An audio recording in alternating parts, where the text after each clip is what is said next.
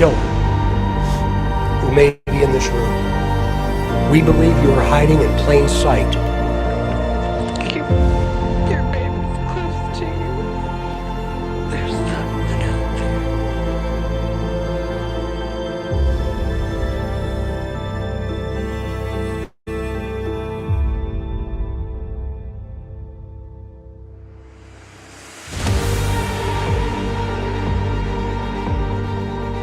What's up, Mob Crew? I'm Chris, and today's missing person case is Don. Also, today's person of interest is Olivia. Today's missing person case is today's missing person case is Courtney.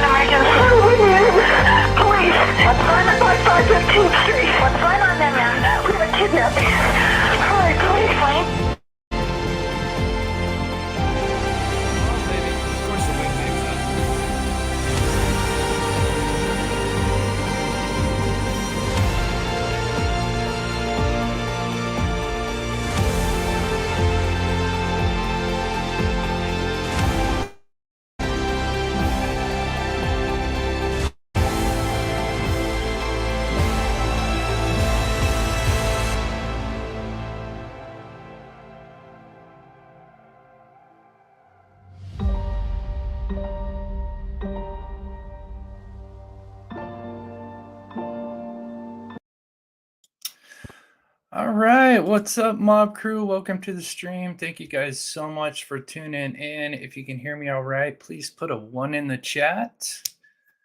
Today we have a special guest, that's Drew Collins. But before we get started, we always like to feature a missing person at the beginning. So quickly, let me just promote this. This is Brandon Parish. He went missing last year in February of the 3rd. He went missing after a family altercation, has not been seen or heard from. His family loves and misses him and wants him to be safe. He is just 20 years old when he went missing. 6'1", 160 pounds, brown eyes, brown hair. If you have any information, please call 1-844-MIA Lost. And he went missing from Medview, Arizona. So anybody out in Arizona, please be on the lookout for Brandon Parish. Okay, so today let me introduce my special guest, Drew Collins. Hey, Drew, how you doing, buddy? Good. How about you? Good, thank you. Just real quick, thank you so much for taking the time to do this. No problem. Glad to be here. Glad you guys are doing it. My honor. I thought just to kind of get a little history about the girls. Let me pull up just kind of a file, and you'd be all right just kind of describing what the two girls were like growing up and what they were interested in. Yeah, they were just two little girls. Elizabeth liked sports, hockey and baseball, and just being with her, around her sisters, her brother. They spent a lot of time together. Lyric's her cousin. Mm-hmm. They spent a lot of time at their grandma's together at our house. They were very, very close. Lyric was a few years older than Elizabeth, I think 2.5 years older. She lived with Heather's mom. Mm-hmm. And she had spent some time with us in the previous years. She stayed with us quite a bit too. So, and so they're first cousins, and Heather's sister is her daughter, Lyric's daughter, correct? Heather's sister is Misty, and Misty is Lyric's mom. Right. Okay. Yeah. I think I said that backwards. Yeah. So they were kind of like, because I've watched some old interviews, and they were kind of just like best friends growing up and hung out a lot. Best friends. Yeah. Like sisters, really. Very, Yeah. Oh, go ahead. Sorry. I said just very, very close. Uh-huh. That's awesome. And so they lived in Evansdale. So did they grow up in Evansdale, Iowa? Elizabeth grew up in Evansdale, yeah. Hmm. Moved out to Evansdale 2001 or 2. And she was born in 2003. Hmm. She spent her entire life here at this house. And so the family, they were all kind of living in Evansdale, correct? Well, no, there's a bigger town next to us to the west, Waterloo. Uh-huh. Rick lived in Waterloo, but they would come. It was summertime, so Heather's mom would usually come over to our house. Um, Heather had a lot of doctor's appointments and stuff like that, so she would watch the kids when Heather would do her doctors. Okay, so yeah, so here we got I just kind of got on the map here. Now I know you're on your phone, so I apologize. It's a lot smaller. Yeah. So, but yeah, so we have Waterloo, excuse me, over here to the west, and then you've got kind of a smaller town, Evansdale. I believe a population I've heard like 4,500 to 5K, Yep. something like in that area there. Yep. So, so what would you say the community was like when you were in there? Well, everybody really came together. Mhm. It was amazing to see everybody come together. We had everybody like on the Saturday after. I mean, we had everybody here from all over looking for them. And it's really been at the forefront of our community ever since. Really, people want answers. Sure, sure. Yes, we are unfortunately on the 10-year anniversary, and I just commend you for coming on and doing this on this specific day when they were found. So I'm going to kind of pull up a little timeline here. Oops, going too fast, but so they rode their bikes, and this was summertime. This was July. Is this something that they did often, as far as like during I didn't, summertime, or? I didn't know that, but yeah, I guess they were. I would be at work every day, so Mm, apparently Heather's mom would, because Lyric lived in Waterloo. uh, So when they were at our house, I think she just thought, well, Lyric goes for rides and at home, and they can go for rides together. It ain't gonna hurt nothing. So I would have never let Elizabeth go off for a ride. She was too young. y- mm, But she went for rides with us, and apparently she was doing that quite a bit from what I'm hearing. So okay. And so going to that day of July, July 13th. So they're at Grandma Wilma's house, correct? no, they were at my house. Oh, they're at your, okay. Wylma lives in Waterloo. We live in Evansdale. Okay, okay. Glad to clear that up, because yeah, there's a lot of timelines where I see this house and it's We get that labeled. confused because people know that they were with their grandma Wylma. So they think that they were at Wylma's house and what, but they were actually at my house here in Evansdale. Oh, interesting. Okay, that's something new. Okay, yeah, there's a couple of new things, especially since Steve's been out there, and so definitely some new little minute details that Sure. to correct on the Yeah, timeline, which it's is. a picture. I think once you've been to all the sites too. Mhm. I think once Steve got his boots on the ground here, I think a lot of things started making more sense to him as far as like where the bikes are found in comparison to where the bodies were found in our house. I mean, you can kind of, but yeah, Yeah. pretty good idea of it, I'd say. Sure. So like I said, I'd like to do a presentation to give people some visuals to kind of further explain kind of what went down. So they went on a bike ride just after noon, correct? Yep. And they would be caught on security camera at like 12:15, I believe, approximately, just after they just started their bike ride there. And then they it looks like they took the path, from what I understand, is this kind of like a parkway for bikes that they would take. Yep, there's a bike path. I think there's a grocery store, and somebody said they saw him up by the grocery store getting onto the path. That's a different path. That's by the river. Okay, so they didn't take this outside path that was Oh, more that's close. path up by the river. I would say they took Evans Road, and Evans Road, right behind Evans Road is a bike path that takes you down there. And somebody Okay. saw him right by there at the grocery store. So, Okay, interesting. All right, I will definitely update that. Actually, I originally had that, and then I'd heard some things, but I think it was some miscommunication. So I did originally have it down going down that road you're talking about, but I heard bike path, so I thought maybe they might have took that one. So, but we'll just keep going because it's still the same direction. It's more or less the same, just over to the right here and kind of moving down. So they would eventually reach Gilbert uh, Drive or Road, yep. and uh, and so now they would start heading east.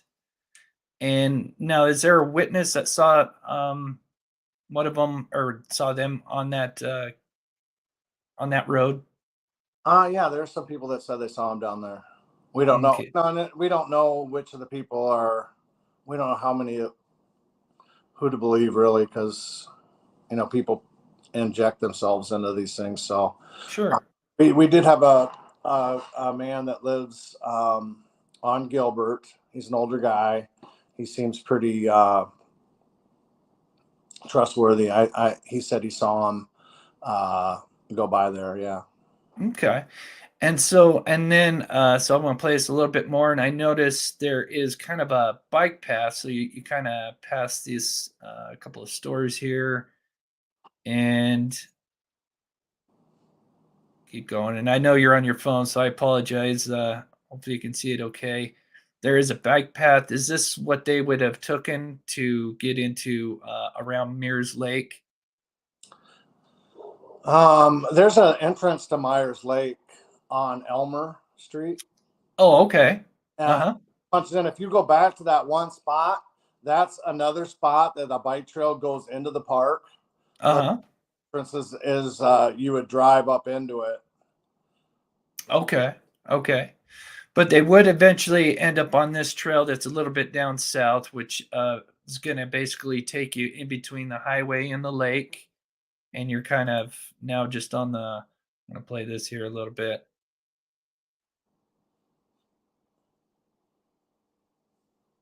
A little bit further here. So this is kind of the trail now that would be riding, which you've got the Yep. highway to your right, and now you've got the, uh-huh,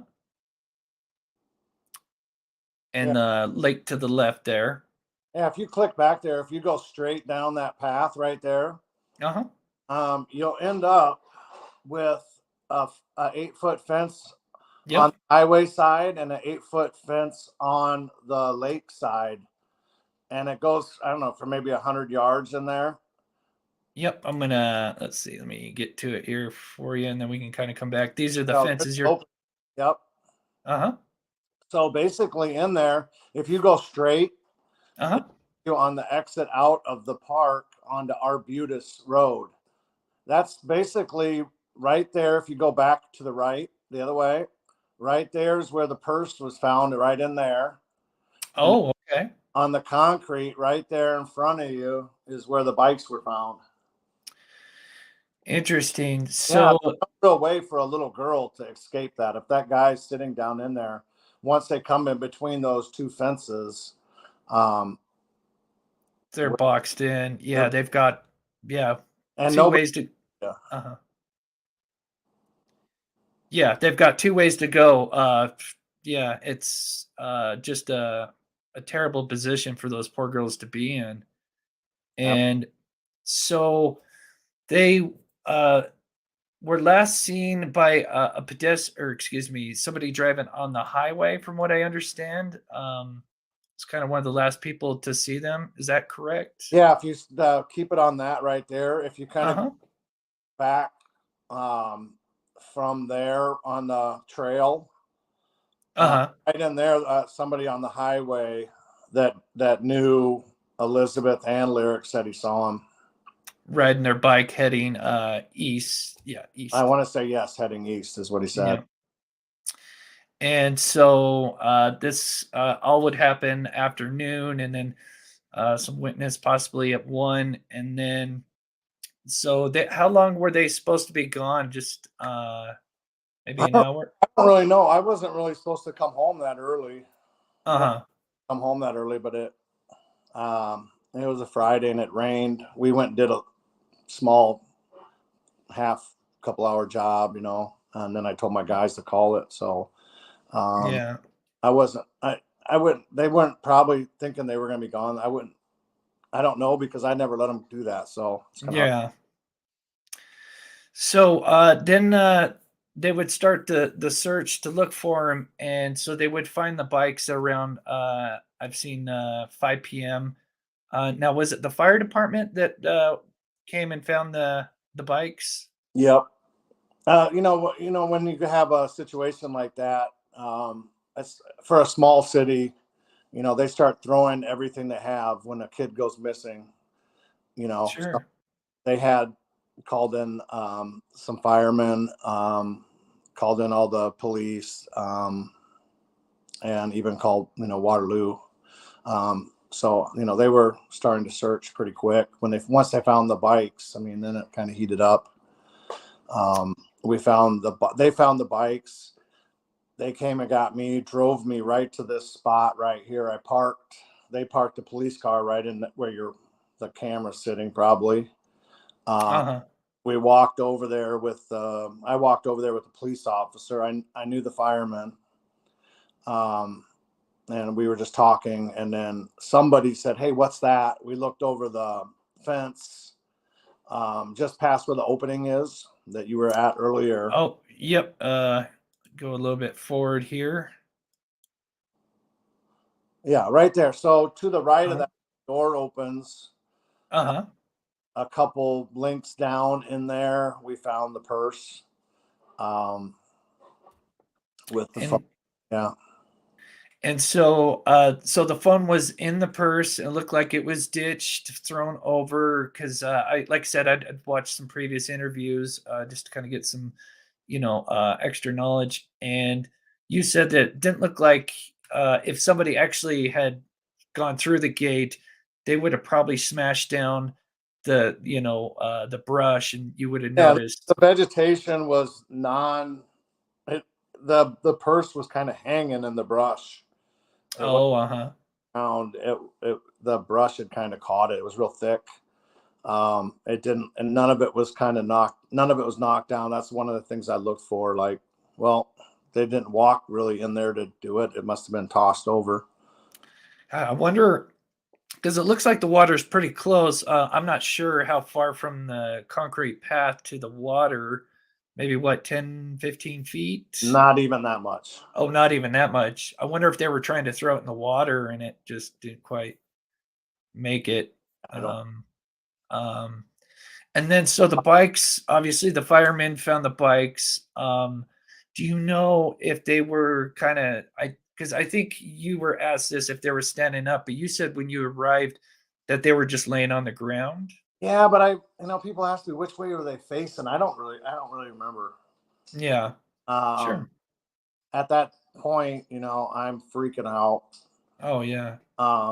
So especially after we found the purse, it was like, oh my God, this is not a normal situation. This is definitely something out of the normal here going on. Mm. And I didn't think a lot of the focus was on the lake. I, from the beginning, did not see my daughter going in that lake. She would have seen the algae, stuff like that, and she would have been like, no way. And Yeah. they would have for sure taken their shoes off if they would have gone in there and say drowned or something. I didn't think that they were in there. I did think that it needed to be searched, but Sure. I didn't.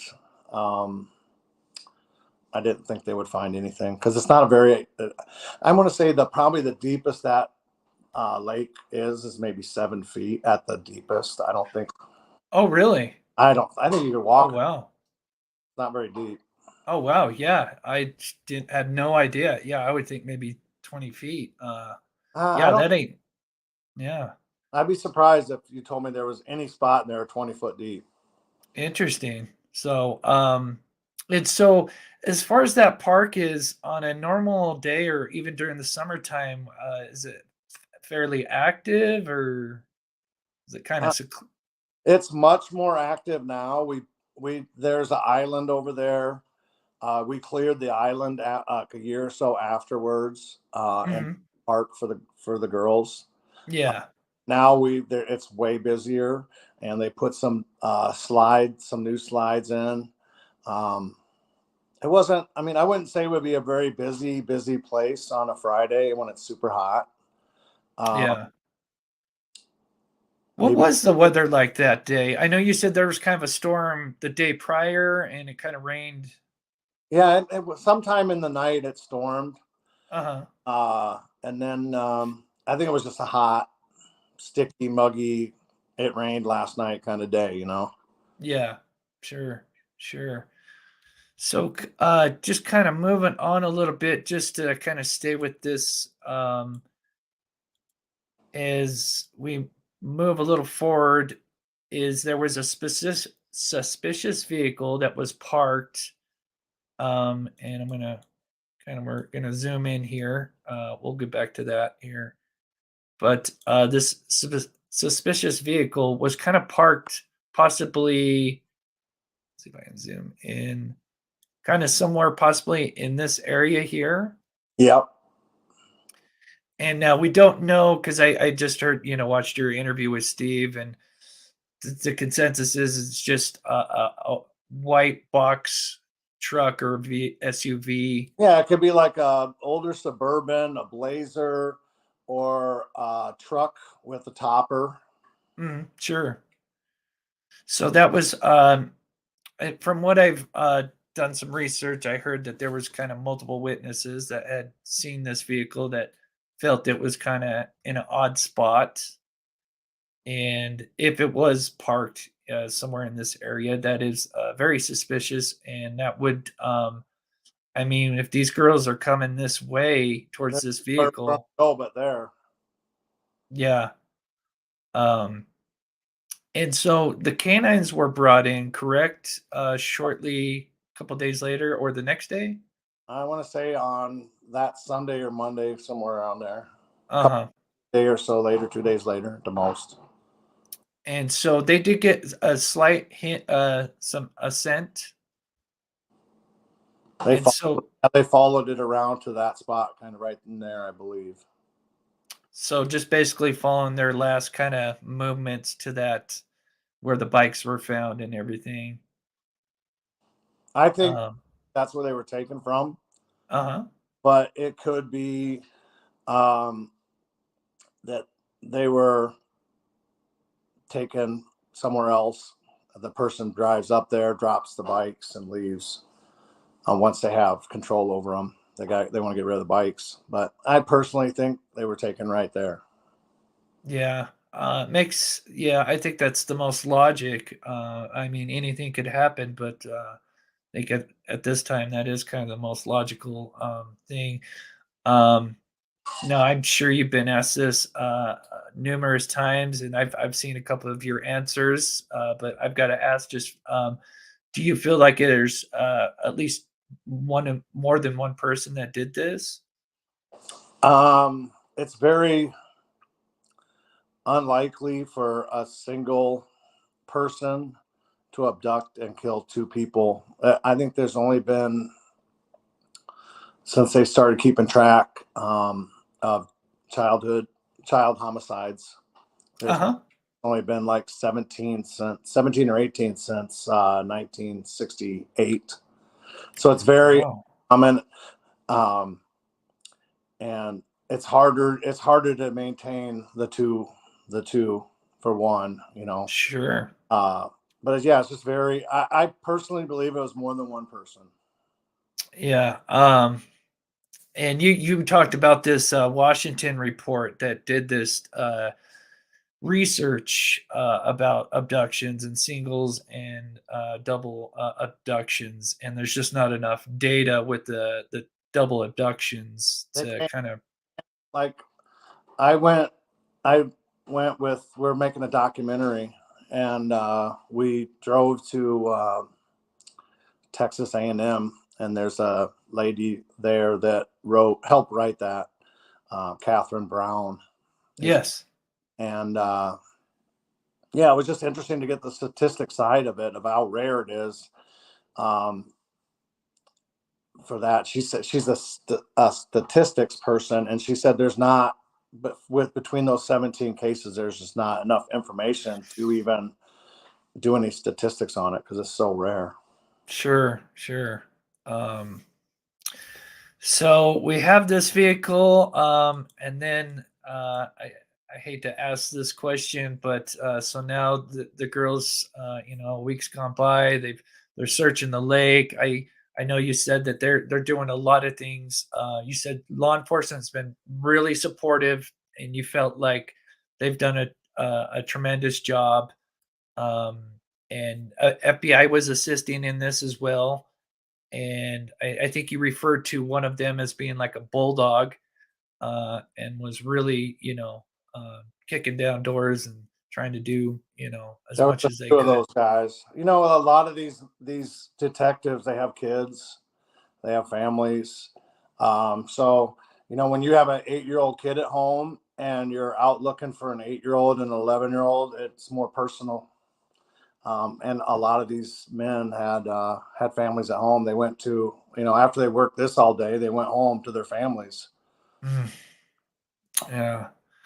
Um, so then I know you guys kind of did a test, Steve from True Crime Web, who we can see right here, guy that I work with and does an amazing job. And he just did an interview with you. If you haven't seen that after the show, go check that out. But you guys did kind of like a screen test. Not only was this a boxed in situation where these poor girls just had just zero chance, especially if there's two people. If they screamed, no one's going to really hear them because you've got the highway noise and the distance. Because you guys went out and did kind of a scream test, correct? Yeah. Yeah, you can't hear. Just the highways above that, about, I don't know, 20 some feet above that. Hmm. Just the constant. It's where 380 and 20 come together, and you can either take, it's a where they come together, and you either take a right and you take 380 north, or you keep going east or west on Highway 20. So I mean, you got constant trucks going past there at 75 miles an hour, Yeah. right above you. There's no hearing. And then that day, it was extra busy because there was road construction, and it's a Friday, Oh, yeah.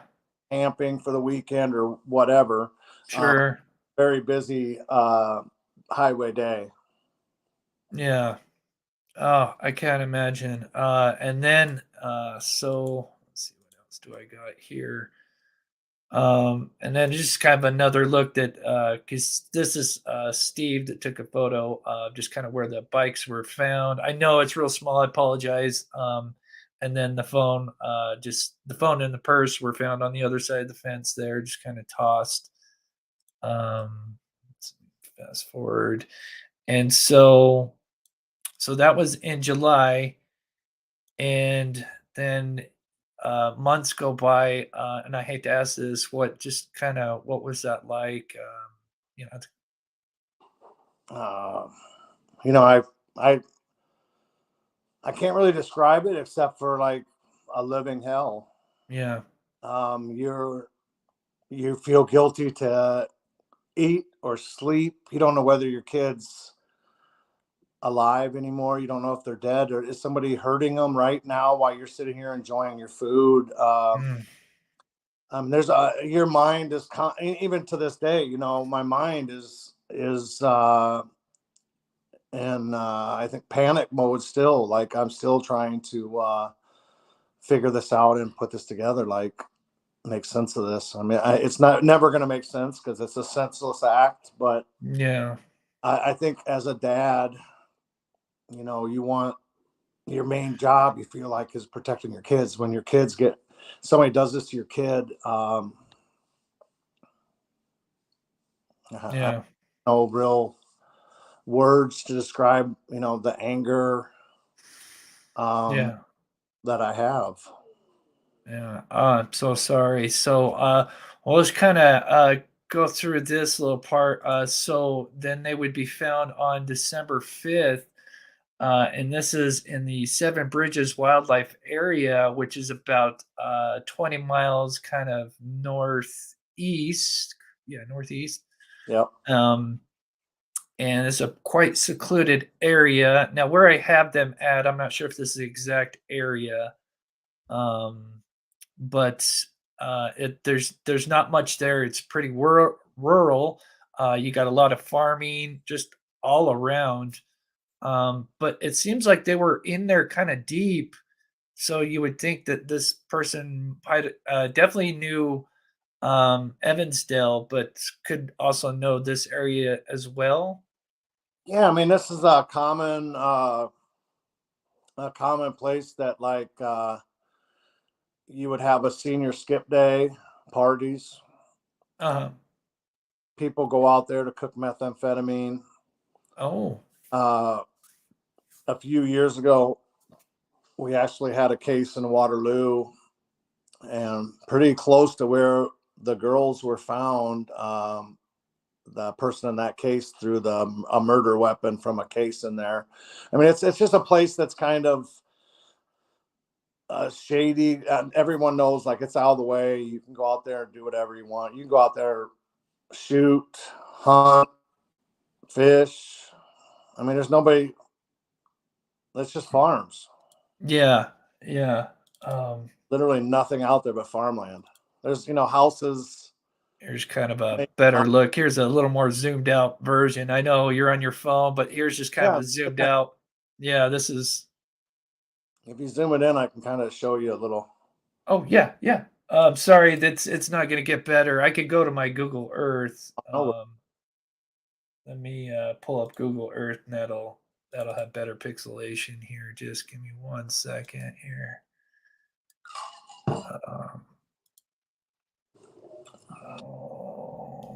Zoom in here. There. Okay. So Hey, if you look at that, I mean, there's a couple houses back in there, but it's nothing. yeah. Yeah, that's one of the things. And I noticed now, is this a pretty avid area for hunting? Is this I guess, like, a lot of people hunt there, a lot of people fish there. Wapsipinicon River flows through there. It's a nice little river. Yeah, it's a big river. It flows north, south, east into Mississippi River, I believe. Yeah, huge. Yeah, that's one of the things I was kind of looking at before we went live, is I was kind of backing out. And if you just watch my mouse, this is the river. And this is just a small portion, but All farmland. yeah, yeah. Pretty wild. And just kind of showing where. So the girls were found here. This is Evansdale. This is about 25, 30-minute drive approximately to that location. So after they were found, do you feel like it's a local that had done this, or locals? Absolutely. It's somebody right here in our community. No one would think that to see them out. It was somebody that blended in, that people are used to seeing. Yeah. Yeah. with something like that, I know there was a lot of connections with Delphi and Evansdale, especially before Richard Allen came along, but especially just the dates being anagrams of each other was so odd. I mean, you could break down so many little similarities. There's some people that are just dead set that these two cases are connected by, some kind of great mastermind of serial killer that kills every 5 years on the 13th. But now but with seeing that the Delphi now getting traction and possibly having the suspect, does that what's that like? Does that kind of give you some encouragement in your case that, hey, this case is finally getting And some, the possible justice they deserve? And in some ways, yes, and in some ways, no. It's very disheartening for me to watch from here the case over there, because like I'm looking at that case, and at first I'm like, oh my God, how amazing uh, was that girl to have the presence of mind to take pictures and photographs of that guy. And I thought, they got this. They're gonna have a, and I thought if they are connected, then I'm gonna have some answers too. Um, mm, but it was very like hard for me to bittersweet. watch. Yeah, very hard to watch, because I'm like, for this whole time I've been like, how, if they've got a picture of this guy and voice records of this guy, plus all the computer stuff that I'm sure was there to lure those girls, but and they can't make an arrest. How in the hell are they ever going to solve our case? We waited 5 months till they found the bodies, and Right. have nothing, So I'm very happy for that family to they find Sure. answers. But I don't think they're connected. I have no reason to think they're connected. I have no proof to say that. Yeah. Helpful that somebody that knew this area as extensively as they did, because they had to know Seven Bridges. You're not just driving out in the country there looking for a place to take those girls and come across Seven Bridges. That they went there for a reason. And it was because that person felt comfortable there. They knew Yeah. the area. They knew that they could probably go there and go out in the woods, and no one would come around. So they would have privacy. So to me, it makes that they were out there. It makes me want other things like, did they go there because they have somebody at home that it brings up a lot of questions for me, or were they just left out there? I mean, Yeah. Oh questions yeah. run through my head. I mean, it doesn't stop. Sure. I can't even imagine. Um, but just to kind of recap with Delphi though, but it ended up being a local, which you feel like in this case it's a local, and uh, possibly just with Richard Allen, if he is convicted and is the guy, he was a local and hiding in plain sight right there. So maybe, hopefully, and also he did interject himself into the case. He sit there. He went and said, "Hey, I was there at the bridge that day." So hopefully, this is kind of a similar situation where this person or persons are still I close by. we have Uh-huh. this person. I'd say we have this person, and I mean, I don't know this, so take it for Uh-huh. that. I'd say this person has probably been talked to by law enforcement. Um, Maybe had somebody say that, oh, they were here with me or whatever. So, I definitely think you know that somebody else has to know. Sure. If there wasn't two people involved, I mean, if there's two people involved, then there's a greater chance of us solving this crime, I believe. But I think I'd agree. I think that doubles the chances. One of them's going to tell a friend, possibly brag, or whatever these terrible people do. But yeah, and then with advancements in DNA and stuff, I'm sure hopefully, that kind of gives you a little bit of hope. I mean, there's, the familial DNA. There's just so many new breakthroughs with DNA, um, that maybe hopefully with the bike or the purse, with touch DNA, that maybe they handled these. was on the crime scene as well. The where the bikes were, Uh-huh. that whole crime scene to me, I would say feels kind of. I mean, they might find something in there, but there was just too many people walking through that area. They did not close that area off on Friday night, which it should have been closed down. Yeah, it seems like that happens a lot in the case that they're not really thinking about the worst case. They're just thinking, hey, these kids just kind of wandered off, and Well, they're if just they closed everything down every time a kid didn't come home on time, sure. but Yeah.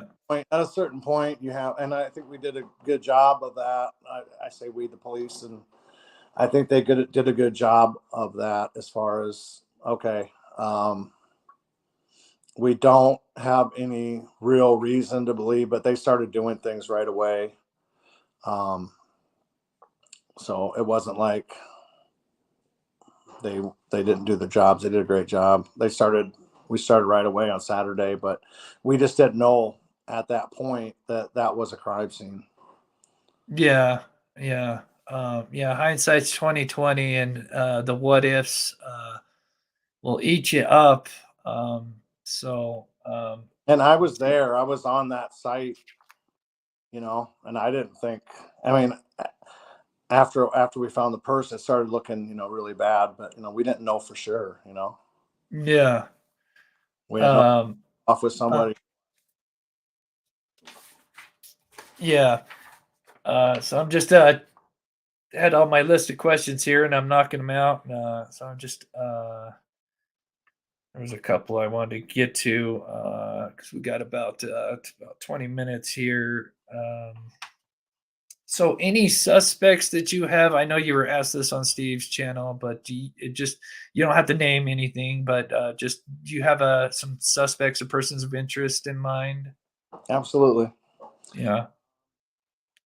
Um, I have 3 different scenarios. It involves more than 3 people, but I have a mhm. couple scenarios that to me are with the little information we've gotten from people telling me things.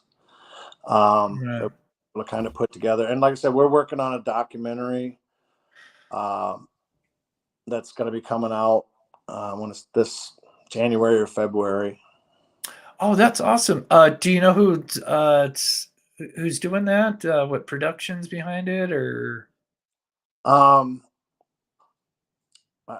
it's HBO and Oh, HBO. yeah, Oh, and that's awesome. bought Discovery or so they bought Discovery, so it could be on Discovery or HBO. Okay, interesting. That's awesome. That's huge. That's awesome. Just to It's bring the the same. Do you awareness. ever see the Soaked in Bleach about Kurt Cobain? Yes, yes. The same guy that did that is doing this, plus some other people. But he did the Soaked in Bleach. His name I can't. His name is Donnie Eckhart. I think that sounds right. Yeah. Yeah, Um, and then a guy from our local station here. He's the one that started building up Dylan Sires. He started the documentary. I want to say 8 years ago, and it was at first it was just me and him working it. oh We wow. a lot of different stuff, and then he needed to bring a production company in, so they came in and helped us finish. That's awesome. Yeah, I don't think people realize how some of these productions, how long they take and how long they've been there. It's amazing just the tenacity to be able to do all that. Yeah, and we have a ton of information just because we've been going at it so long. Dylan's really good at analyzing information, and he don't get real excited about stuff. He really analyzes everything and puts it into perspective. He's really good at it. So Yeah, that's awesome. And fresh eyes, are always good to have kind of new people to get a new outside perspective on things, possibly something to be overlooked. and But that's that when we look at Delphi, uh, that got overlooked. yeah, Um, yeah, I'm saying like that guy, generally when they do solve these cases, that person that was the perpetrator, they'll find in the actual investigation somewhere along the way. yeah, Either they exert themselves trying to help, or are extra interested in information, stuff like that. yeah. Yeah, I think a lot of them just can't help but it's just kind of something that I don't know if they're just trying to relive it in any way they can, and so they interject. And And I think they're that, and then they also want to know what the police know. yes, They're scared. They want to know. They can't like they want to see what and that what they're saying. But I think it excites them. Yeah. sure, sure. Um, yeah, let me see here. There's one more. Give time. Anything that you would like to share, just about the girls or any information, just why Mm, we're Like just that. When I was a kid, I could go out and play, and we didn't have to worry. And yeah, I grew up in Southern California, and we didn't really even worry. Um, and kids could be kids, and they could play, and they should be able to play and, yeah, and grow up and enjoy life uh, without these people uh, that prey on them. It's just like if we were to go to the dog pound and let all the dogs out that had rabies, and then act surprised when kids are getting bit. right, right, We let these guys out of prison. The guy that did the homicide 120 miles from here killed a 15-year-old girl yep, and had another 13-year-old girl with him. He should have never been out. He had a couple kidnapping charges. He was a violent offender. Name's Michael Klunder. He's a yep, violent offender. The state of Iowa should have never let that guy out. He should have spent the rest of his life somewhere keeping the rest of society safe from him. But these people in our government think that these people can go to prison and be fixed. Like if I like little boys and you send me to prison, when I get out, I'm still going to like little boys. yeah, That's this guy that we're looking at right here. yeah, If you look back at his history from the time he was a young adolescent, he was had to be kept away from people because he was not right in his head. And then when he's 40 years old or something, they let him out, and within a year he commits a homicide that we know of. It's asinine. I hear about states letting these guys out of prison, yeah, and it's just insane. And they think that they're not going to reoffend, and a lot of them they'll have right on their paperwork a high likelihood of reoffending. yeah, Why the hell is he getting out then? If he has a high probability of reoffending, you already know that before you let him out, and you want to give this guy another chance. It's absurd. yeah, Really uh, angry. For the Kathleen Shepherd family in Ames that had to go through this, having this guy take their daughter and brutally murder her and then throw her in a river like she was garbage. It's crap. And they let him out of prison, and this guy should have never seen the light of day. Totally agree. Totally agree. He's he's nothing but an. If you read, if the average person reads what this guy his life was about, what he was like, his crimes, an idiot would tell you, don't let this guy out. Don't let this guy out. Yeah. We've got people in our government that, let's give him another chance. Someone on a board, that I don't know how exactly how it happened, but this guy should have never been out. Yeah. And if they say he didn't have anything to do with my daughter's murder, so I don't think he killed my daughter, but somebody like him did. Yeah. Yeah, absolutely a terrible tragedy. There was a case, and I'm going to try to cover it. Amber Crum, is that correct? Yeah, Amber Crum. Okay, yeah, I'm going to, I wanted to dedicate this show to, Cook and Collins, but I am going to do a little video on. Amber, my friend Larry Crum's daughter was taken Christmas Day in 1982. Yeah, I believe 82 on Christmas Day, and he's never found his daughter. Wow. Never got to bury his daughter in Texas.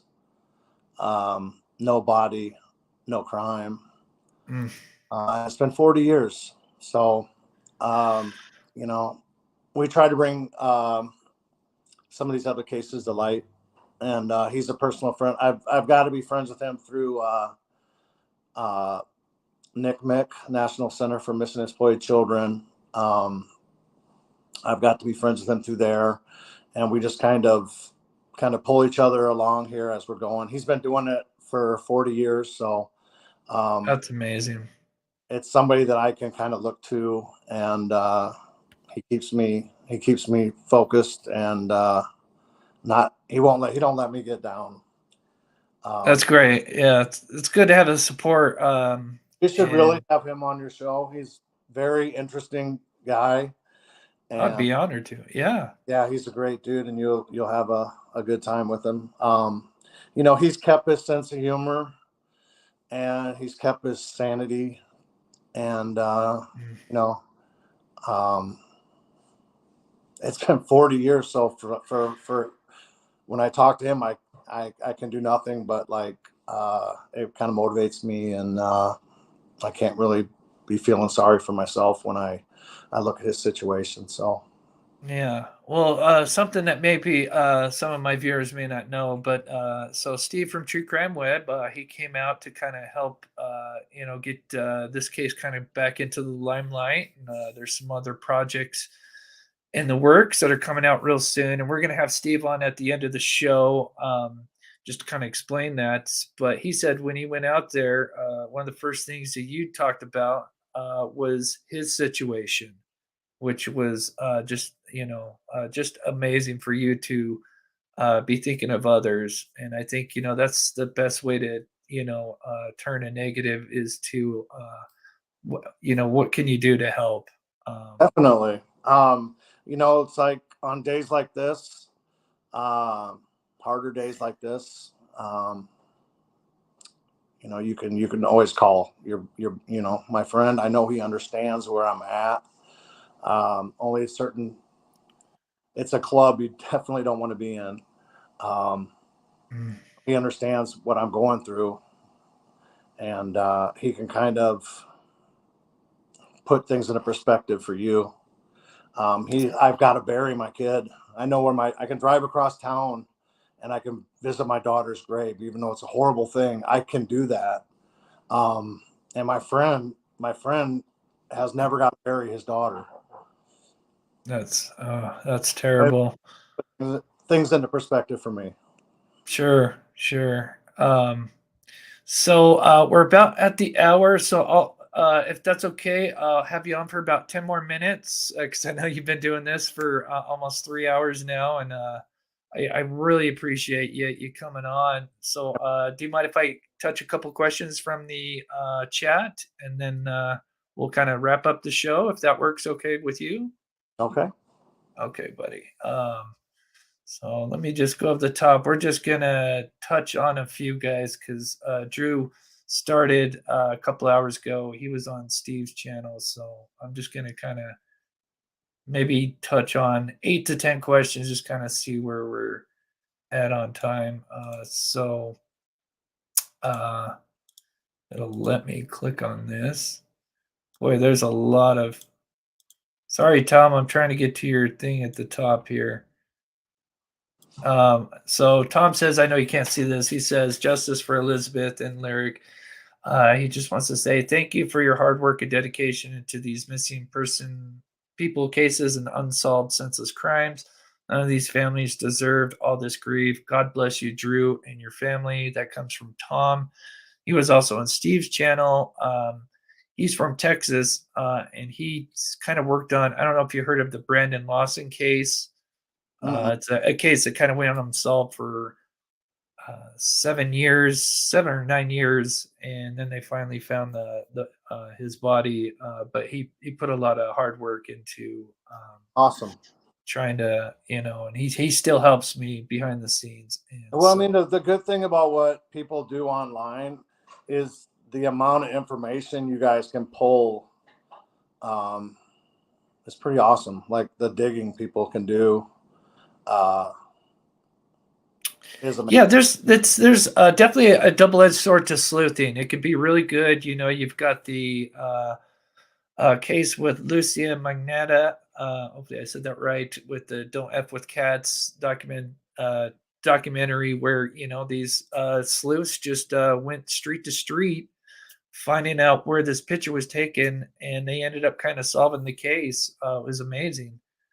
But at the same time, the other problem with that is they start digging into people that are not connected, and they start showing those people's backgrounds and their addresses, and that's where it's a no-no. So you have to kind of a responsibility. Yes.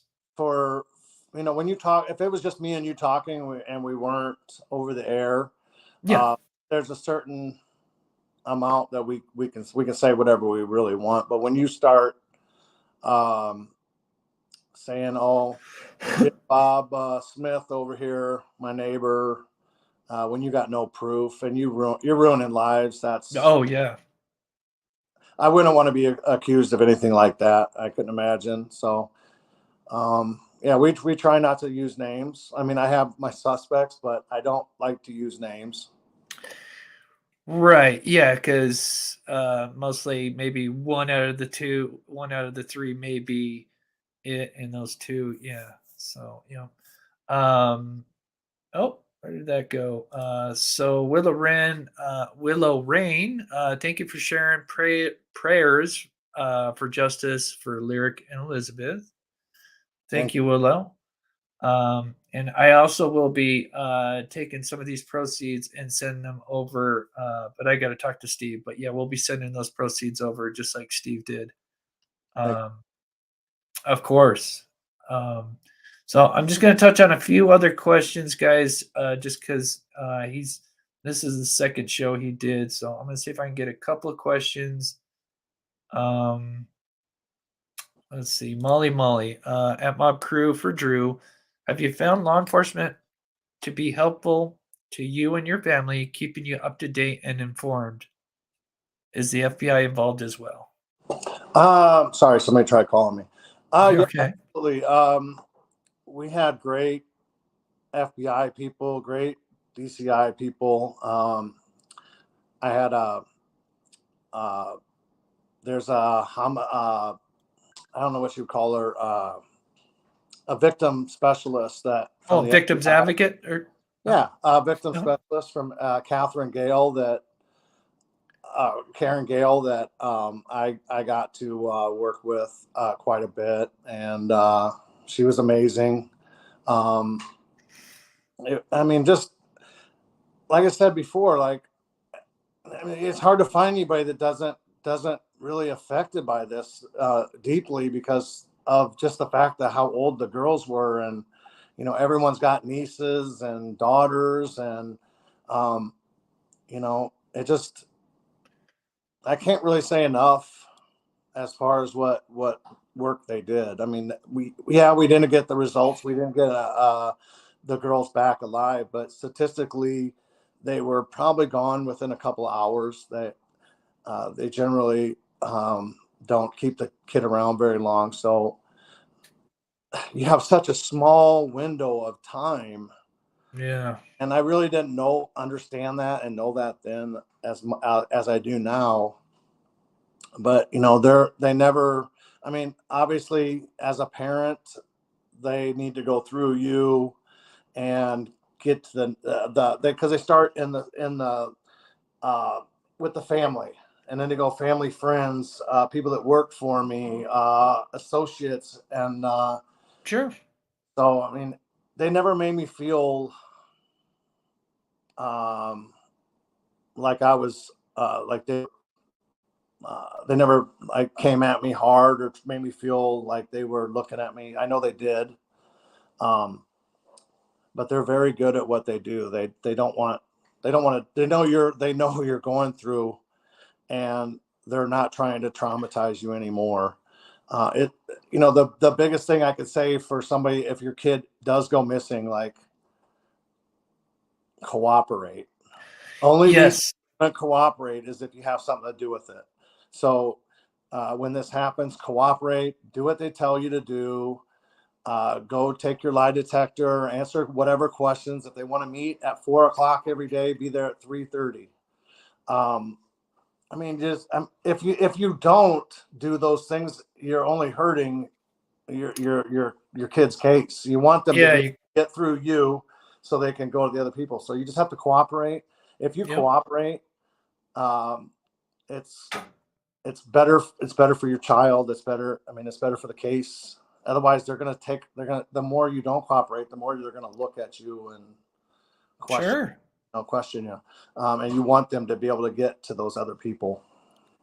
That's well said. Well said. Because it's kind of just because of the statistics. When abductions happen, they look at the family and then kind of work their way out. But like you said, you've got nothing to hide. Get in there and help them with being transparent.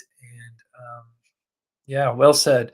So we'll do about 3 or 4 more questions. Danger Dave says, has the FBI or authorities done a suspect profile on who would likely be responsible? Yeah, we do have one. It's very generic. Okay. And if you go through some of the, I don't know, you could find it online. I can't remember, but it's very, I felt it was very generic. Nothing that I was like, oh, that sounds like so-and-so. Nothing. Sure. Yeah, there's not a lot of details with this case, and then especially, there's just not like Delphi where there's probably a lot more to kind of with the crime scene, to kind of get a little more perspective on what this person may be like. So completely understandable. And the other thing is like, these people hide in plain sight. I mean, you don't know these people are like that. They live normal lives. They might have a wife at home. They might have young kids at home where you would think to do this, but a lot of times these people have kids of their own. Yeah. Okay. Okay. Oh, I plead the fifth. Was anything wrong with the bikes when they were found, like a broken chain, flat tire? Nope. Interesting. Good question, though. They were just laid there. Just laid there. Okay, that's a good question, though. We'll get to just a couple more here.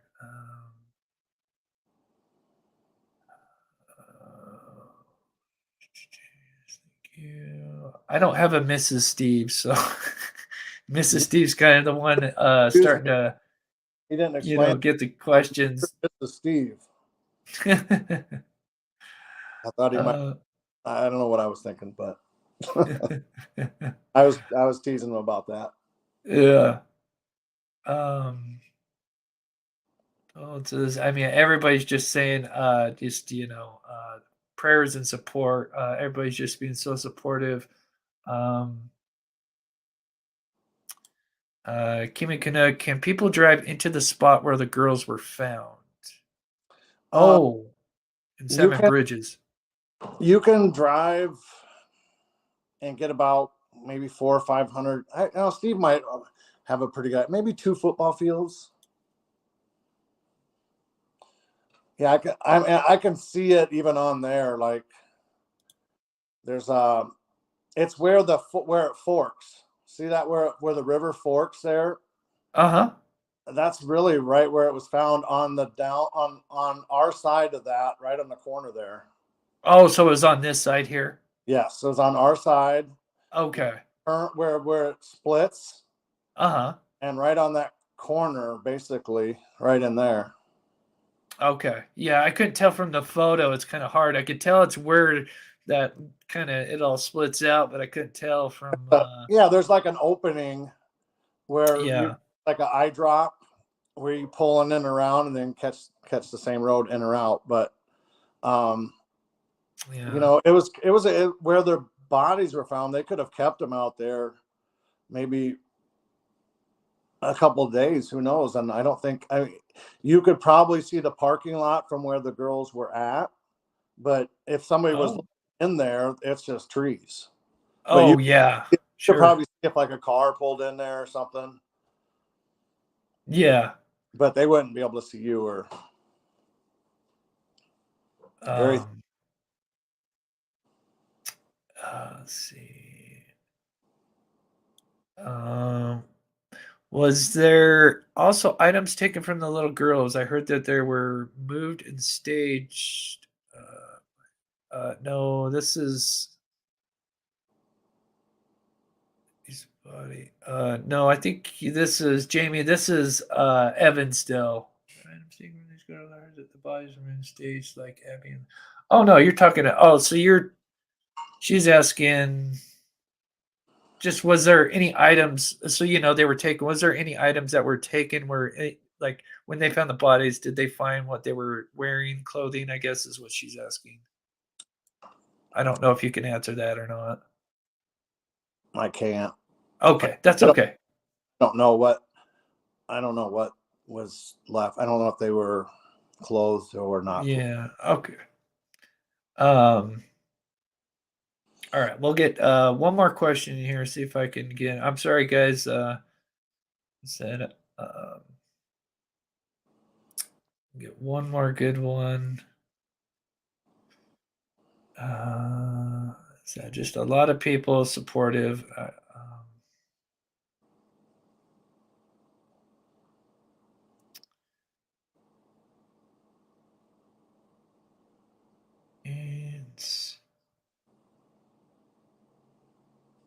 Well, we'll just do this. Tom says, "Thank you, Drew. God bless your family." Sorry, guys. I wish I could get to more. It just seems like most of it's support. And Trucker Girl says, "Great guest. Thanks for being here, Mr. Collins." And yes, please. Thank you so much for taking the time to come on the show. Just any final thing you'd like to say before you leave, buddy? I would just, I guess I would say, like, just kind of reiterate what I said before. Like, I wish it could come back to a time where our kids could go and play. And these people that do this stuff, they don't get a second chance. If there were very, very harsh punishments for this stuff, and they knew that they were going to actually get punished. Yeah. I don't know what would change the way it is right now, but it is not right. Like, we shouldn't have to just put our kids in front of a TV or a computer and tell them to play on that. We are like when we were kids, we played outside, we played football, we rode our bikes all over the place. We had fun, we had childhoods.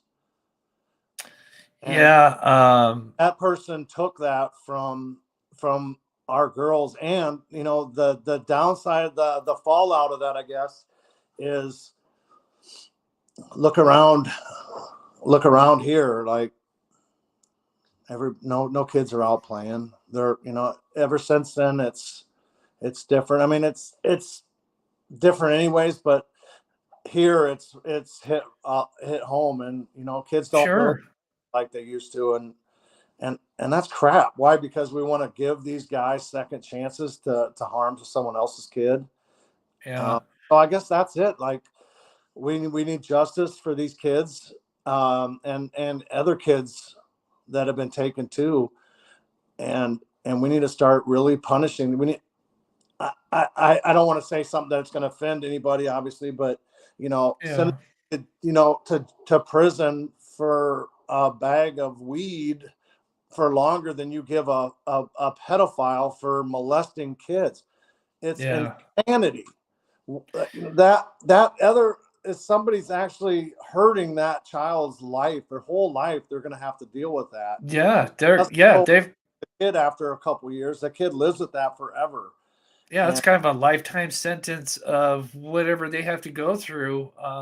So it should be eye for an eye. That punishment should be just as severe. I agree with that. And especially if there were some harsh examples, I don't think it's going to cure everything, but it'll definitely make some people think twice. Hopefully, And if there was some stricter laws. off for stealing. Yeah. And people don't steal there. Yeah. Yeah. Great. Well, buddy, I really appreciate you taking the time to come on here. And like I said, I will definitely bring some awareness to the Abercrombie because, like I said, the best way to, turn a negative into a positive, how bad it is, just to try to help others. And that's what I try to do on this channel is promote. And I try to promote missing people every day. And as a matter of fact, I go to the, go ahead. The families see you doing that, I can't tell you what that does to the family. Like to see somebody that has no idea who your kid is, trying to get your kid justice. It's a very humbling thing. That's awesome. I appreciate that. Yeah, that's why I do it. I said when I started this channel, I'm like, what can I do to give back? Because I got really lucky with this channel, and I mean, I couldn't do it without my community supporting me and where I've gotten to. But this channel is all about just helping out and not just doing talking about these cases, but I'm trying. Me and Steve were trying to actually go out and physically help, and so. It's a worthy venture, I'd say. Yes, it is. I love it. So, I appreciate it, buddy. And so, with that said, thank you so much, Drew, for coming on, buddy. Especially on this anniversary, buddy. My prayers and everything to you and your family, and also for the Cook family as well. Thank you, everybody that's prayed and that's kept this case going. Awesome, buddy. All right, well, I'll put you backstage and you can sign out, bub. I'm gonna put Steve on here, and we're just gonna kind of explain the new website that's coming up, so to kind of help promote that. So, all right, thank you, guys. All right, see you, Drew. Okay, so we're gonna have Steve on. Hey, buddy. How you doing, sir? Good. So quickly, just real quick, let me just touch on Trucker Girl, I think thank you so much for the $4.99. I appreciate you guys' donations. We're gonna send. I'm gonna talk to Steve about this at the end of the show and send those over to. You're sending in your donations, so I'm gonna do the same with mine. So everybody that send their donations in today, we're gonna just send those on over to. Where'd you send them? Elizabeth Collins Foundation. Okay, that's what it is. Okay, thank you. So yeah, we're gonna send those all those donations that come in today over to that. So while I'm finding this, do you just kind of want to talk about what's Sure, coming up sure. about the website? Yes. As we've entered into this true crime web sleuth communities, and my community has presented the opportunity for me to go out and work cold cases, that as I find, and these families find me, and we start working these cases, there's not really a clearinghouse of information on some of these cases. And of course, the Evansdale murders is one of those.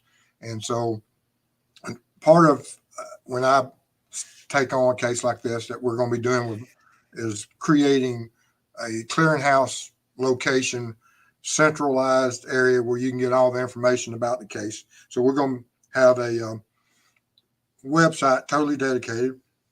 It's the evansdalemurders.com will be the website, I believe, is the one that the wife has reserved for us to create this website.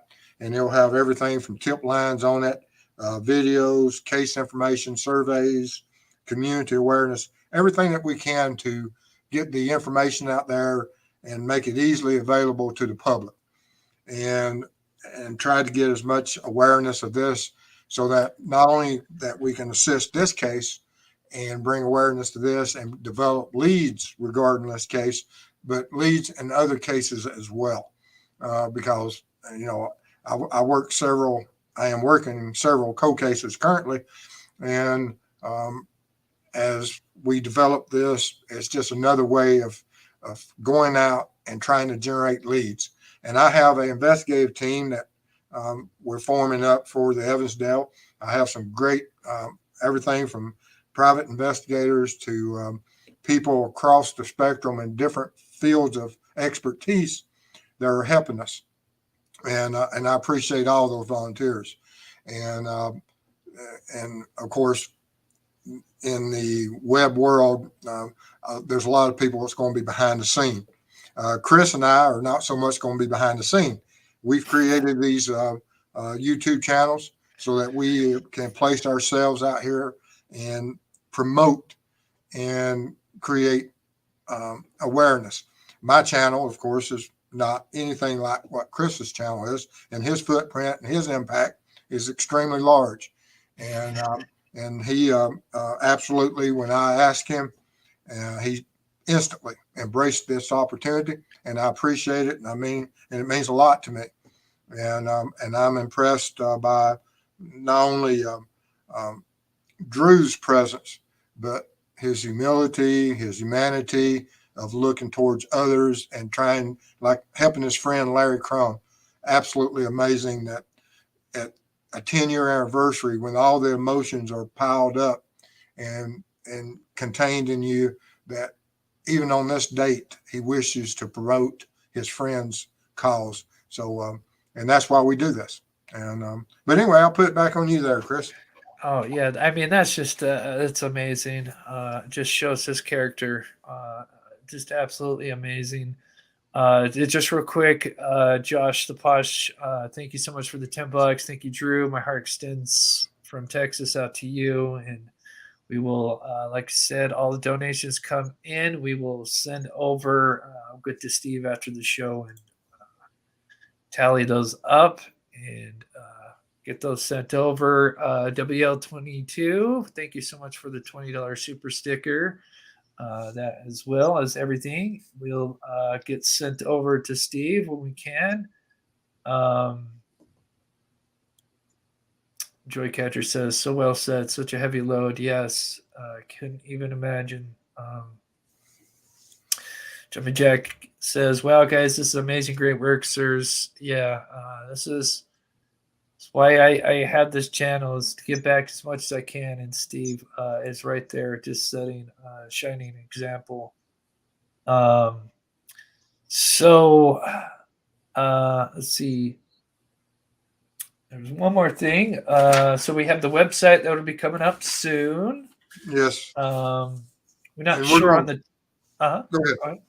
Oh, I was just saying. I We're was just just. going to be promoting it as much as possible, getting the Uh-huh. word out, spreading it as much as possible. And like I said, there's some other community stuff that we're going to be doing as far as trying to develop leads within that community and applying as much pressure to the this offender as we can, and so that he knows that there's only, like Drew says, time is not on his side, and we're going to try to prove that point every day that we can as we work on this case. Yeah, with advancements in technology, DNA, everything. Yeah, that hopefully that will help as well. So, and then we talked about. Oh, you still there, Steve? Oh, you kind of lagged Sure. there. Oh, you're there. Yep, your just video's a little behind, but so That's yeah, right. and then we'll probably maybe do a show. We'll talk about it after the show, but we might do kind of just a breakdown of the two shows and just kind of decide that. But that'll come up maybe this week, with depending on Steve's schedule, or next week, just when things line up. And do you have anything? You said you're going live. When's your next live? Our next live is Thursday, and of course, I've got a recording. Normally, all my shows are Tuesday, Thursday, Saturdays, and then of course I have my members on Sundays and Wednesdays, but dedicated programs for them. But tonight, of course, it was the anniversary, and Drew wanted to do everything he could to help promote, and like I said, you just have to admire the man's courage. And so we came to Monday night and lined up everything with you, and so tomorrow night we won't be on the air, but normally we're on at 8 o'clock Tuesday, Thursdays, and Saturdays. Sounds great. So I hope I got to everybody's super chat. If I missed it, I apologize. Like I said, I didn't really want to steal the time from Drew Collins. It's kind of a unique situation to have him on the show. But I think I tried to get to everybody's. If I missed it, I apologize. And just thank you guys for the donations. And like I said, we're going to send all those over to the foundation for their support. So amazing cause, and I couldn't have done it without you, Steve, from True Crime Web. So for those that are new to my channel and may not know Steve's, please go subscribe. He does all sorts of true crime stuff, just like same cases that I cover. And not only that, but we're trying to do more than just cover it, but actually go out and make a difference. That's it. So, yeah. I'll go, and you can just put me backstage, whatever, and close out. And if you got any questions, most certainly everybody let me know. And I enjoy working with Chris, and we've got a lot of stuff that we're going to be working together in the future on, and a lot of collab work, and I look forward to it. Awesome. All right, buddy, I'll put you backstage. Oops, nope, it's not going to let me. There we go. Dog Defender, thank you, Chris Mods. Chest prayers for Drew. Hello to Mr. Steve. Great show, Chris. I'm going back to catch what I missed. Hope everyone had a fabulous rest of your day. 9 a.m. Thank you so much, Dog Defender. Hope you're doing better. And yeah, so if you didn't see the show earlier before mine, Steve did a interview as well with Drew Collins. So there's two interviews. There's one with Steve, and then there's this one that we have now. So if you're interested in watching that after the show, go check that out. True Crime Web.